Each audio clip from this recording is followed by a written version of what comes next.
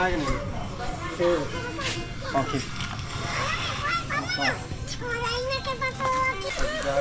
สบายดีเบาพัง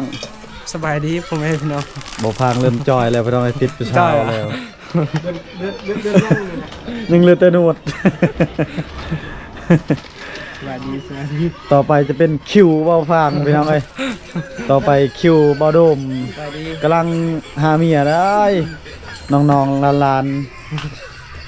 อย่าพาเอาได้ครับบ่มีเงินแล้วเดี๋ยวนี้ อย่าเห็นคืออยู่บนดงเงินเรือ 2,000 จะแค่ติ๊บไม่พอได้แล้ว ไปยินเบิ้งเหล่ายินเหล้าให้กินเจ้าเอาให้2,000นั่นแหล้วค่ายินเหล้าก็ได้หลายบ่น้อยเฮียง โอ้5-6 ล้านแล้วเกินขาดเลยในงานนี่นะ แมนคุ้มค่าเลย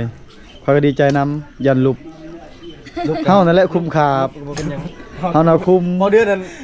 หิวตู้ มาเดินกับพลามเลยคุ้ม จะเห็นบ่เดือนนั้นลากเมียไปเต้นไปพอน เห็นจะไปคลิปของผู้เล เอย อ เนาะ ไปดึงเมียไปพอนน่ะมีได้ เฮ้ย นี่เขาเห็นอยู่จะคลิปของผู้เลยเขาเอาลงนะคือตัวเขาแชร์ก็เห็นเนี่ย แม่นเห็น มันเตอดึกน้องไผ่เอา แต่มีคือจะแม่นบ่ให้เมียพอนเนาะมันเมาเลยดึงเมียไปพอนมัน นั่นดีกว่าเออ เซส่วนเซบ่ส่วน เสียส่วนเสียใจ เสียใจมื้อนี้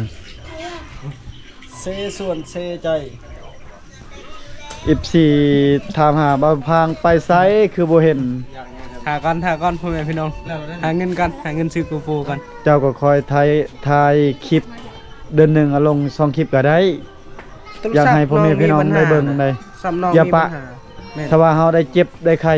ได้เมียคือไอเฮียง FC ซอยเลยคันเจ้าปะนี่เขาบ่ได้ฮู้ถ้าว่าเจ้าบ่ปะ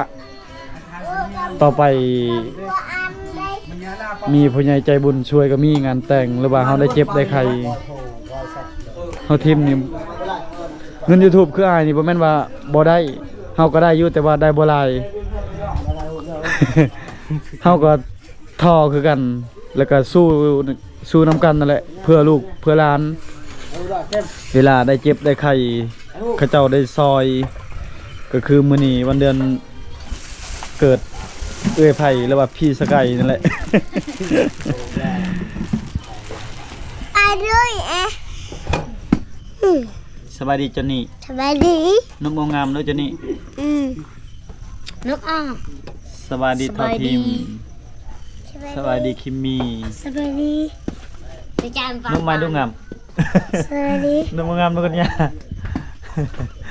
จานฟังสบายดีจานฟังสบายดี ที่ลำทางแล้วก็คือที่โอ้ยใช่ สบายดีสบายดีเอ้ย เขาพัดนะเขาพัดเหรอ ข้าวบุพัดข้าวผัด ปลามอนเนี่ยนะเนี่ยปลามอนนี่ดอกพิมพ์ปลามอนนี่อะไรปลามอนนี่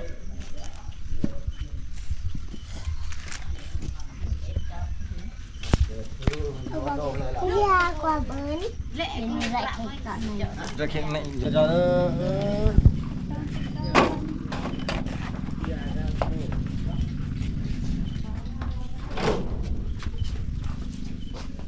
กันมีแต่ประหยัดได้เลย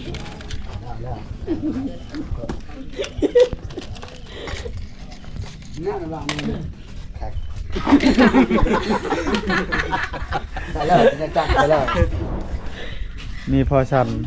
มากินแขกไป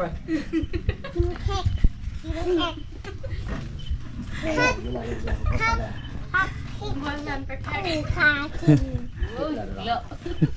ได้ยินแล้วเดี๋ยวจะช่วย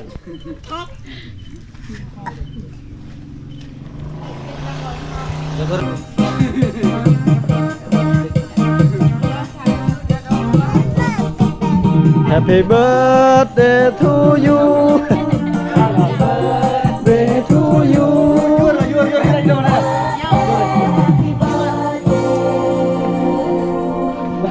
Happy birthday to you เราเลย นี่ยาวกับเค้กมุดเยอะๆแล้วเยอะๆนะเราเนาะ